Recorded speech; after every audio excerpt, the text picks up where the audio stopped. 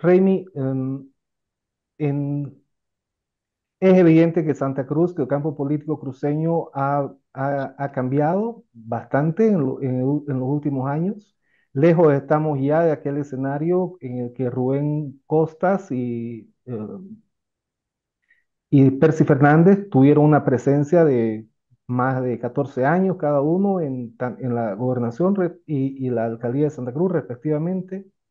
Después de esto vino la irrupción de Luis Fernando Camacho, a partir de 2017 con absoluta notoriedad, que va a cuestionar también a estos liderazgos y que va a terminar también jugando un rol capital en el derrocamiento de Evo Morales en 2019 y posteriormente va a jugar también su propio rol en las candidaturas, en las elecciones de 2020 y en las subnacionales de 2021.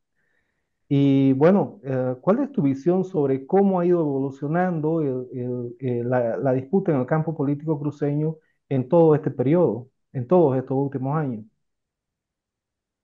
Bueno, yo creo, aunque yo no creo mucho en los campos de Bourdieu, pero yo creo que la contradicción central sigue siendo la misma y los actores siguen siendo los mismos. Yo creo que, perdón, los actores no siguen siendo los mismos. Los actores y los intereses y los discursos, sí, no han cambiado. Es un discurso que en el fondo representan proyectos de poder y economía, pero que son disfrazados desde una perspectiva identitaria, ¿no? Porque no lo plantean así, no lo plantean como un tipo de intereses que son los que manejan finalmente las élites en Santa Cruz, ¿lo ven? Como un tema de toda la región. Los intereses de los latifundistas o de los propietarios de grandes extensiones de terreno, los avasalladores, la mentalidad que han instalado es un atentado a Santa Cruz, cuando es un tema de intereses bien focalizados. Entonces, los discursos, los intereses, las clases en pugna siguen siendo los mismos. Lo que cambian son los actores. Hay una devaluación de los actores. En tres sentidos: capacidad, estructura orgánica e incluso coherencia. No podemos comparar a Rubén Costas con Camacho, pues hay miles de kilómetros de distancia. Costas tenía una estructura, para empezar, funda un partido, una organización política, tiene de alguna forma tiene algún contenido democrático, ¿no? Es alguien que puede asistir a negociar, que puede discutir con el otro, que no retrocede, no escapa al diálogo y a la discusión, aunque ha sido radical, fíjense, en algunas cosas también ha recurrido a la violencia. Camacho es imposible, ¿no? Irascible, no tiene un marco conceptual, teórico, no sospecha lo que es la política ni la economía, él solo tiene hígado, ¿no? Entonces no hay punto de comparación. Hay una evaluación evidente. Gran parte de los problemas, esto del censo, por ejemplo, todo se origina porque él no quiere ir a una reunión que convoca a los gobernadores y él no va, el único que no va. Y justo de eso nos meten en un paro de 36 días, perjudicándonos a todos y sus posiciones intransigentes. El otro en el campo de la alcaldía tampoco, creo, no puede compararse Johnny Fernández con Percy. Percy tenía un proyecto desarrollista, tecnocrático, pero tenía un proyecto, tiene una visión, tiene una cualidad que era plural. Es conservador en muchas cosas, pero es el que se ha enfrentado con las logias en su momento. Fue el primer presidente del Comité Cívico que invita al Partido Comunista a un acto del Comité Cívico, que puede ser miembro, ¿no? Del gabinete de Nancy Lesuazo, puede ser senador, perdón. Entonces, es una persona que tiene bastante, que tiene coherencia, que tiene formación, ¿no?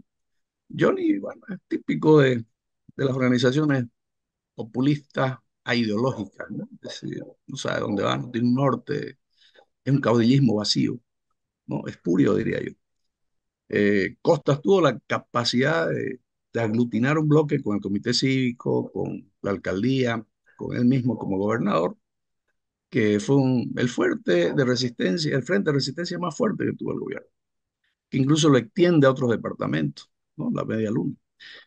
No pasó eso ahora. Ahora el comité cívico está en una posición, la gobernación en otra, y la alcaldía, pues el alcalde tiene otra, ¿no? El bloque de poder no ha podido ni siquiera a nivel de sus instituciones más representativas expresarse unitariamente.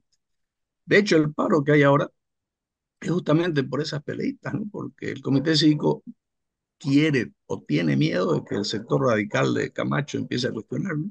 De por qué no se pronuncia sobre el censo si hasta Eva Copa se ha pronunciado, Manfred Reyes se ha pronunciado y nadie se ha pronunciado. Entonces, yo creo que eso ha habido, ¿no? Ha habido evidentemente un cambio generacional que sin embargo ha sido eh, perjudicial. Un cambio generacional que no les ha ayudado a la élite que domina Santa Cruz. No, no está mejor, está, creo, devaluado. Aunque no es solamente por el tema de la formación o no formación de sus dirigentes, también la coyuntura, ¿no? Hoy con el tema de la democracia del Internet, la democracia de las redes, que se ha banalizado la política, la gente ya cada vez es menos orientada a analizar, se deja llevar por las corrientes sin razonamiento. Entonces es la época también, no es una crisis solo que se da en Santa Cruz, es una crisis mundial, diría yo, de desideologización. Y algunos la han llamado idiotización, ¿no? De la política. De acuerdo, Raimi. Ahora, en algún momento, cuando hablábamos, mencionaste el tema del clivaje, en que lo que hace que Santa Cruz sea una sociedad que está en buena medida permanentemente en estado de apronte, donde estos mensajes que convocan a un paro cívico, por ejemplo, tienen, hay que admitirlo, tienen un nicho, tienen una receptividad, particularmente en la ciudad capital. Pero este clivaje no aparece de la noche a la mañana y se construye históricamente. Es cierto que hay un primer momento con la inauguración del tren Antofagasta que va a principios del siglo XX, que va a eliminar los mercados naturales que tenía Santa Cruz de la Sierra en ese momento. Posteriormente, la Revolución del 52 va a venir acompañada también de la reforma urbana aquí en la ciudad. Esto va a ser resistido y va a generar un núcleo que se va a cohesionar en torno a lo que en ese momento era Falange Socialista Boliviana, que hasta el día de hoy sigue teniendo una voz, sigue siendo una voz dentro de la sociedad cruceña. También en el ciclo de la democracia pactada había este sistema de equilibrios con algunos, como que en ese momento se llamaba el veto cruceño respecto a particularmente los ministerios de Economía y Agricultura, y esto se rompe con la llegada del MAS. ¿Cómo vos ves y cómo le podríamos explicar a los jóvenes de hoy en día, a los cruceños jóvenes de hoy en día y al resto del país? ¿Cuál es la historia de esta enemistad, de este clivaje y cómo ha evolucionado? Hay que diferenciar dos etapas, ¿no? Antes del 52 y después del 52.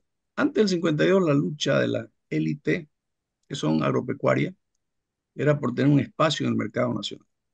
Espacio que mantuvo desde la colonia y en la época de los gobiernos proteccionistas, porque no se permitía entrar productos como el azúcar o el arroz o el alcohol si se producía en el país. Pese a los pésimos caminos, al final, como estaba protegido el mercado y no había ferrocarriles, entonces teníamos un mercado. Cuando empieza a partir de 1872 un proceso de liberalización de la economía, se permite la libre exportación, pero cuando ya llegan los ferrocarriles, primero el de Antofagasta a Oruro y luego en el siglo XX ya el Arica-La Paz, eso cambia radicalmente. ¿Qué salva a Santa Cruz? La goma. ¿No? Todos esos mercados que el liberalismo y el imperialismo inglés nos quitan, porque es política que viene de Inglaterra, no los abre en el norte. Pero eso va a durar también. Viendo eso, ya la Sociedad de Estudios Gráficos y Históricos en 1904 lanza un memorándum que plantea la necesidad de construir un ferrocarril Cochabamba-Santa Cruz para integrarnos al mercado nacional y tener competitividad con los mercados, con los productos externos que llegan al país por la liberalización de la economía.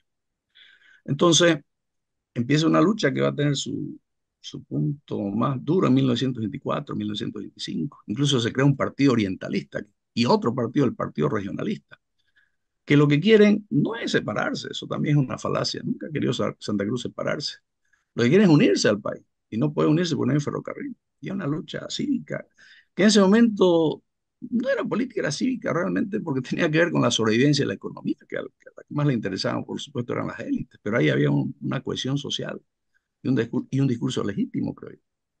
Otra cosa es el 52. Como también te comentaba, el año 49 en la Guerra Civil, uno de los puntos fuertes del MNR fue Santa Cruz. Y como una sociedad conservadora, hispanista, ¿no? Que tiene mucha influencia, ¿no? De las ideas segregacionistas, de pronto anida también un discurso nacionalista y hasta revolucionario, policlasista. Básicamente porque ven en el MNR la posibilidad de crear nuevamente un mercado nacional con economía protegida. Y porque el MNR plantea la integración nacional, plantea la integración económica y crea un mercado interno. Entonces se va a la opción nacionalista como una opción antiliberal, porque el liberalismo no le hizo bien. O sea, el libre mercado, la apertura al mercado, no, le hizo mucho daño a la economía cruceña. Entonces lo veían como una alternativa. De ahí la fuerza que tiene el MNR. Pero el MNR, que con la carretera, el 54 inaugura, ¿no?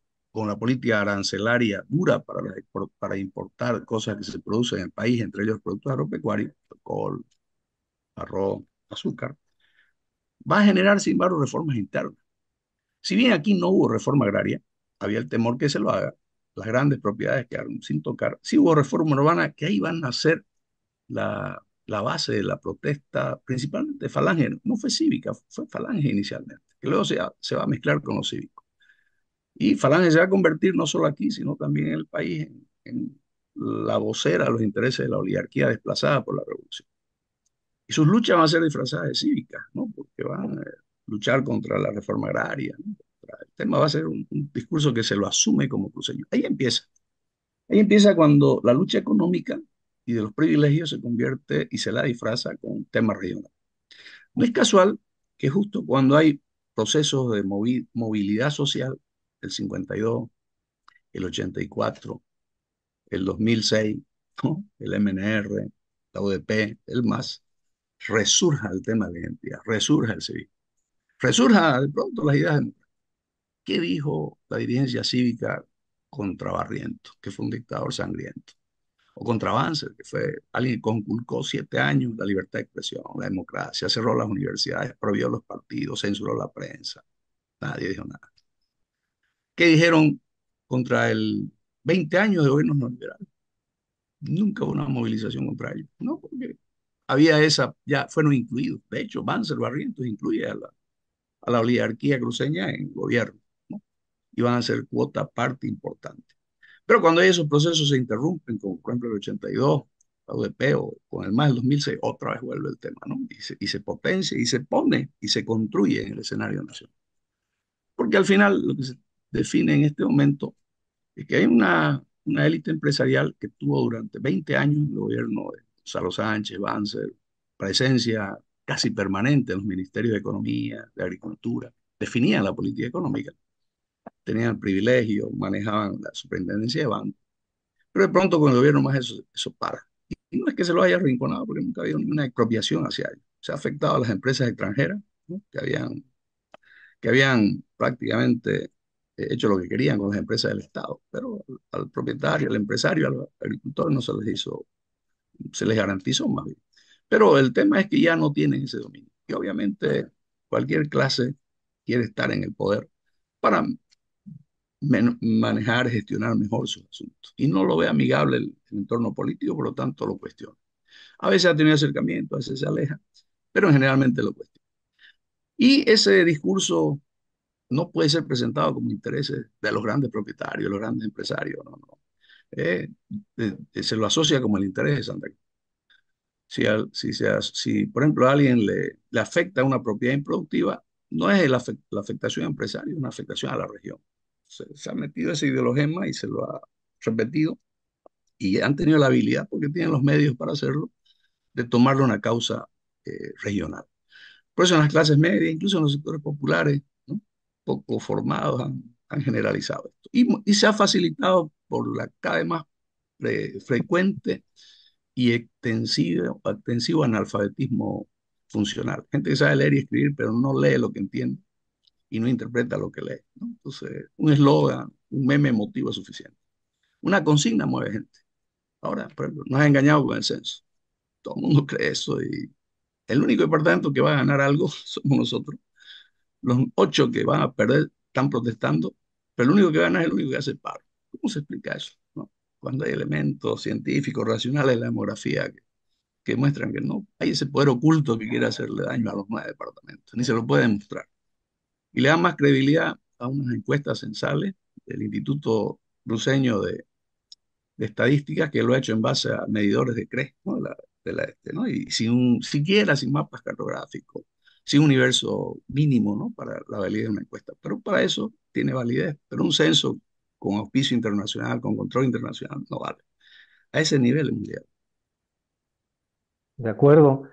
Ahora, Remy, hay una diferencia muy grande entre lo que fue el planteamiento de Nación Camba a principios del siglo XXI, que decía que Santa Cruz era el eje de una región que incluía por lo menos a Beni, Pando, Tarija y por lo menos en algún intento parte de Cochabamba. Pero esto con Camacho se ha reducido a exclusivamente el discurso cruceñista como tal. Y esto se ha ido exacerbando hasta llegar justamente al paro de los 36 días, que por todo lo que se puede ver, ha sido el momento de mayor intensidad, mm, um, de mayor impulso que ha tomado el discurso cruceñista aquí en Santa Cruz, que fue capaz de llevarnos justamente a semejante medida, pero también marca un punto de inflexión. ¿Cuál es tu punto de vista al respecto? Bueno, yo discrepo en algo. No creo que el paro de los 36 días haya sido el mayor punto de, de fuerza, ¿no? De este vórtice que ha creído crear este sector de la élite cruceña. Yo creo que eso fue el 2019. En noviembre del 2019, este grupo radical rompe y estabiliza con el grupo equilibrado, le llamaremos, que lideriza Costa, y aprovechando un error enorme del gobierno con el tema de la reelección, va a instalar el discurso del fraude y lo va a imponer en el país. Y luego va a imponer el discurso de la renuncia de Evo. Y Carlos Mesa no quería la renuncia, quería nuevas elecciones y quien impone el tema de sacarlo a Evo del poder inconstitucionalmente. Porque lo de las elecciones, si fue fraude o no, hay que discutirlo. Yo creo que no, pero bueno, eso es discutible. Pero que se vaya antes del 22 de enero, ya eso era inconstitucional. ¿Y quién lo impone finalmente es Camacho? Con todas las consecuencias que eso trajo, Yanine, Murillo y compañía. Entonces, ahí fue su mayor punto. Luego sí fue perdiendo espacio. En el momento que asumen la gobernación y empiezan con los dislates, de decir una cosa, decir otra, ¿no? Que solamente alguien que está enajenado puede decir. Entonces empieza a perder credibilidad dentro de Santa Cruz, pero afuera. Aunque aquí va a mantener por una especie de lealtad religiosa, ¿no? Y por el agradecimiento de haberlo sacado de Evo Morales, eso es lo que yo creo, va a tener, pero va a reducir su influencia. Y con el paro de los 36 días termina, porque obviamente eso va a enfrentarlo a los demás, incluso a Beni, a Pando, a Tarija, y lo deja aislado, como está ahora. Y lo deja tan aislado que empieza a fragmentarse. Ese otro bloque de la élite más dispuesto a conciliar, más ligado a los grandes empresarios, menos a las logias, entonces empiezan a cuestionarlo. Y ahí viene la fractura, ¿no? Comité por un lado, la alcaldía por otro, y la gobernación con Camacho, aunque sea preso por otro. ¿No? Eso es lo que a mi criterio ocurrió, ¿no? Después de lo que ocurrió el 2006, ¿no? A partir perdón, de los 36 días. 36 días fue el coletazo, llega a su máxima expresión en 2019, 2022 viene el coletazo, que luego, porque evidentemente una derrota, un paro sin sentido, empieza ya la propia burguesía cruceña a interpelar a alguien que le está haciendo daño, ¿no? A la región, que hace que sin sentido se paralice en 36 días y que por cualquier cosa se pare el aparato productivo, ¿no? Y ahora este paro, por ejemplo, es una especie de continuación de esa pugna, ¿no? El comité cívico, que está dirigido por gente menos radical, yo diría más racional, no quiere quedarse atrás por las críticas que le puede hacer la gente de Camacho, ¿no? Entonces, ha adelantado un paro que no tiene ningún sentido, creo la mayoría de la gente lo puede comprobar. De acuerdo, con todos estos elementos y sí tener, es cierto lo que señala, es decir, 2019 fue el gran momento de Camacho, que posteriormente va a llegar a esta otra medición de fuerzas intensísima, que es la del paro de los 36 días, que termina con un saldo negativo para sus impulsores, pero que de algún modo modifica el escenario y cambia la política acá en Santa Cruz. Con todos estos elementos, Raimi, eh, ves el panorama actual, el panorama presente de la política cruceña? ¿Dónde estamos? ¿Y qué más o menos, desde tu punto de vista, ves hacia lo que son los procesos que van a ser de elecciones, tanto de nacional de 2025 como de subnacional de 2026? Bueno, eso está, yo creo, por verse, ¿no? Es muy difícil en este momento definir qué va a ocurrir, pero creo que en los 2, 3 meses que vienen se va a definir cuando haya que ver lo del tema de las coaliciones, ¿no? Ante el Tribunal Supremo Electoral. Ahí vamos a tener un panorama ya claro, pero en mi criterio, puedo estar equivocado, estas disputas interélites, le llamaremos, no van a desaparecer. Hay ya espacios muy difíciles de superar, ¿no? El sector moderado de los conservadores no creo que vuelva a arriesgar su apoyo a alguien que mm, no sabe dónde va, ¿no? Que lo único que tiene es el instinto fascista de golpear, gritar, criticar, parar, destruir, quemar, ¿no? Entonces, la burguesía cruceña tiene gente muy inteligente que a veces no se imponga y deje que este tipo de arrebato tome cuerpo es una cosa, pero al final tienen intereses y saben que ese tipo de radicalismo no solo afecta más, destruyen al país y afectan a la región. Entonces no creo que vaya a haber unidad entre los racionales, le llamo yo, y los irracionales, los camachos los llamaremos de otra forma. Pero hay otros bloques también, ¿no? Un bloque populista que no se sabe dónde va, que es el bloque de Johnny Fernández, y está por supuesto el MAS, aunque fracturado, pero también está ahí. ¿Qué va a pasar? Porque, ojo, cuando se habla de las fuerzas regionales solo se pone a la gente de la derecha, es que más son cruceños también. Son de cada 10, de acuerdo a la última elección, de cada 10 4 han votado por el MAS. Entonces, también son cruceños. No podemos caer en eso, que por ser el MAS no son cruceños. Los izquierdistas somos cruceños. Entonces ellos también juegan su rol y van a jugar un rol seguramente. Hay que ver dos escenarios: las elecciones subnacionales, que son después de las nacionales, y las nacionales. En las nacionales yo no veo, la verdad, puedo estar equivocado, no veo una figura que pueda estructurar, ¿no? Una alianza de todo. El que mejor se proyectaba, que es Vicente Cuellar, el rector de la universidad, creo que de alguna forma se ha dejado supeditar y asociar con el sector de Camacho. Mientras estuvo independiente, pudo ser un factor de consenso, pero creo que cada vez se acerca más a la fuerza de Camacho. Y Camacho no es un factor que cohesione. Quizás en el núcleo duro, ¿no? En el centro de la ciudad o en algunas partes de la ciudad, pero ni siquiera a nivel departamental creo que ya tenga esa fuerza. El bloque fuerte, el bloque de los intereses, donde están los grandes grupos de poder, los grandes intereses, tampoco tiene una figura así, ¿no? O si tienes, no son tan conocidos para que puedan proyectar, ¿no? Entonces, ese está el tema, ¿no? No veo yo, pero en todo caso un bloque unido. Y esto apunta, pese a que por nuestro peso demográfico somos el departamento con mayor población, deberíamos tener la capacidad de imponer un candidato a presidente como región, hablándolo como región, no de clase. Lo hallo muy difícil, ¿no? Lo hallo muy difícil, porque no hay está demasiado escindido y fragmentado. Tanto los bloques, ¿no? Contrapuestos como dentro de los bloques del bloque hegemónico dominante. Entonces, todo apunta también, ojo, ¿no? Que el proyecto del MAS está bien debilitado, bien debilitado. Creo que el bloque del MAS que dirige el presidente Morales es sólido, tiene dudas respecto a si va a poder o no ser, pero va a estar en una coyuntura muy difícil, porque al final, se quiera o no, el gobierno es del MAS, ¿no?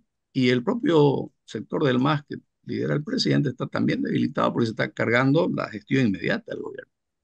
Y si van divididos, es peor todavía, ¿no? Es decir, es que no se apoyan, porque yo veo, y esa es la perspectiva que tengo, y lo veo con pena además, ¿no? Que el principal enemigo para un sector mal es el otro, y para él es el otro, y no se dan cuenta que al frente el verdadero proyecto que va a ir con ideas que van a destruir todo lo que se ha hecho en estos años, con un proceso muy parecido al de Milei, que va a volver al estado del capitalismo salvaje, como está haciendo Milei en Argentina, tiene otro proyecto.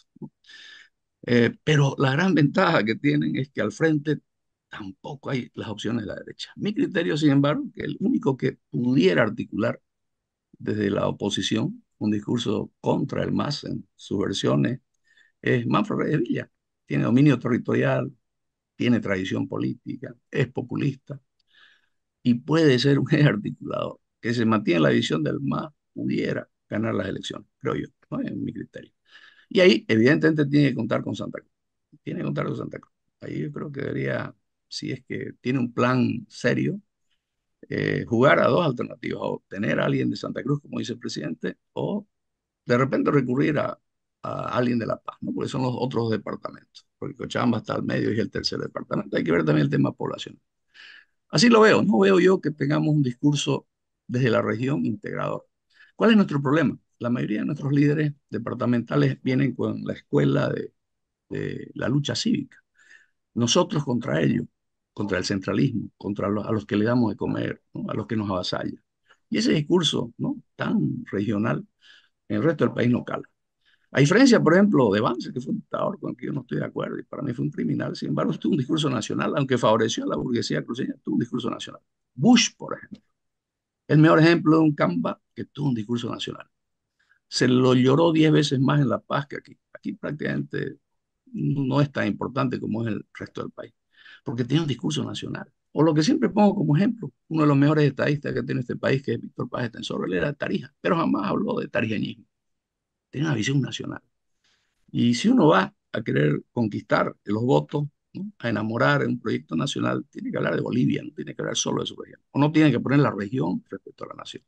Y ese creo que es uno de los grandes límites de las escuelas de liderazgo que crearon las logias, ¿no? Un discurso muy limitado a lo regional, sin cumplir toda una región, que limita, que son efectivos para tomar el poder regional, pero son inefectivos por la vía democrática al menos de alcanzar el poder político nacional. Y a nivel regional, las diferencias obviamente van a salir, ¿no? En las elecciones subnacionales cada uno va a tener su propio proyecto. Totalmente. Y en ese sentido, en lo último que acabas de mencionar, por lo menos, digamos, se observan que desde el Comité Pro Santa Cruz hay algunas intenciones de proyectarse hacia 2026. Claramente, en esto también se está desde la gobernación, de la propia alcaldía de Santa Cruz, y todo indica que en 2025, sobre el conjunto de ideas políticas actuales que hay, tampoco hay condiciones como para tomar un protagonismo. Entonces, lo que va a ir dividiendo a los actores políticos va a ser más bien, antes que 2025, va a ser 2026, que es la preservación de los intereses locales, de los lugares de poder locales o su disputa por ellos. Um, ¿Qué grupos ves en esa pelea, Raimi?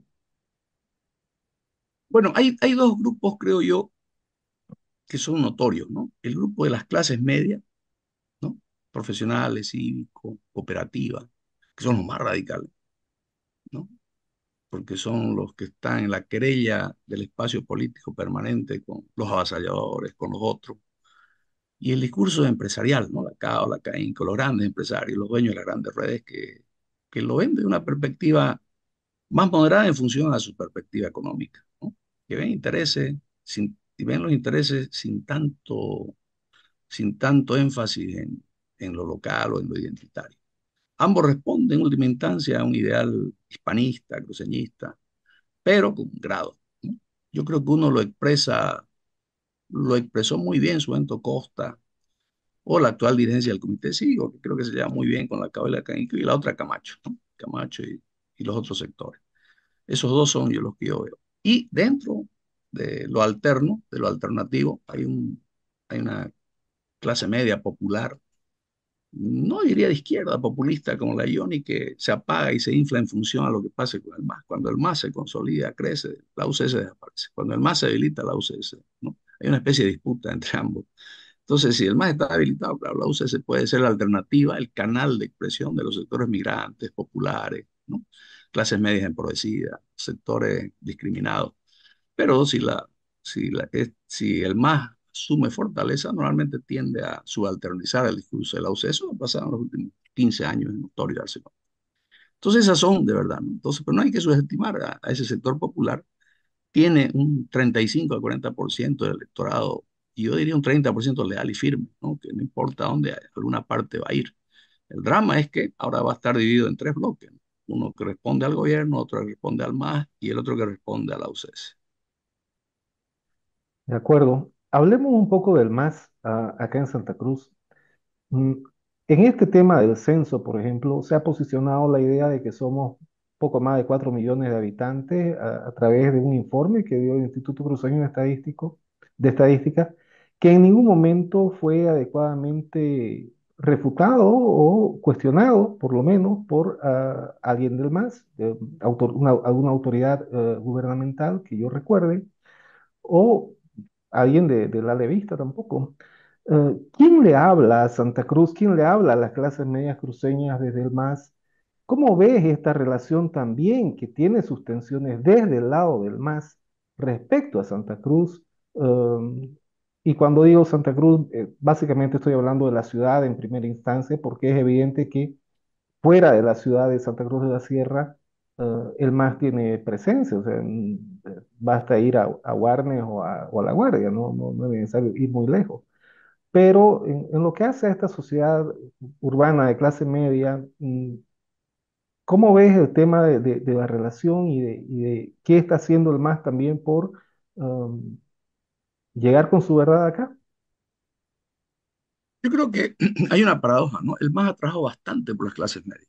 Si algún gobierno ha hecho por la clase media, aunque no parezca cierto, se lo puede mostrar cuando hubiera un tiempo para discutirlo, en muchas políticas, ha hecho bastante por por las clases medias y sin embargo no ha trabajado políticamente con las clases medias en cuanto a la participación. No, no le ha dado. No es solo en Santa Cruz, donde en las ciudades el MAS no le ha ido bien. Generalmente en las ciudades pierde, ¿no? Y es porque no ha tenido una buena vinculación con las clases medias. Y en el caso de Santa Cruz es doblemente incorrecta su posición. No se ha encarnado con las clases medias, pero tampoco ha asumido identitariamente, ¿no? Si uno ve los dirigentes del MAS, los que opinan del MAS, no son de Santa Cruz y culturalmente hay un montón de personas que pueden ser de izquierda o de ideas democráticas que no se sienten, ¿no? Por el tema de la identidad representada. Y eso es, creo, una constante. No había esa conexión. Había conexiones circunstanciales, ¿no? Una figura, pero no pasa más de ahí. No es una conexión orgánica. A diferencia de lo que tienen los partidos de la derecha, que tienen una conexión orgánica, aquí no ha habido, ¿no? Hay una superposición. Por darte un solo ejemplo, los directores de las principales instituciones del Estado no son de Santa Cruz, son traídos desde La Paz, de otras partes. Y eso aquí en la China, oye, evidentemente genera, ¿no? Críticas, indiferencia y poca adhesión. Entonces, ha habido una subalternización, olvido le llamaría yo, y un privilegio a la relación de base, ¿no? Que se tiene con los sectores indígenas originarios occidentales. Y si se quiere hacer un proyecto nacional, de incorporar a todos. Aunque paradójicamente a nivel nacional muchos de los dirigentes o ministros, por ejemplo, han sido de la clase media, pero pocos, eran muy pocos de la clase media cruceña. Entonces, la clase media que vive en las ciudades, no solo en Santa Cruz, de alguna forma ha sido relegada. Y ese olvido es el que ha aprovechado muy hábilmente la oposición, ¿no? Y lo refuerza con discursos regionales. Entendido, Raimi. La verdad que muy agradecido por el diálogo. Muchas gracias por la claridad en las ideas y realmente solamente pleno agradecimiento. Que sean días mejores que vengan para los bolivianos y bueno, fuerte abrazo y todo lo mejor para vos y tu familia. Gracias, Juan Pablo. Un saludo cordial. Saludos igualmente. Chao, chao.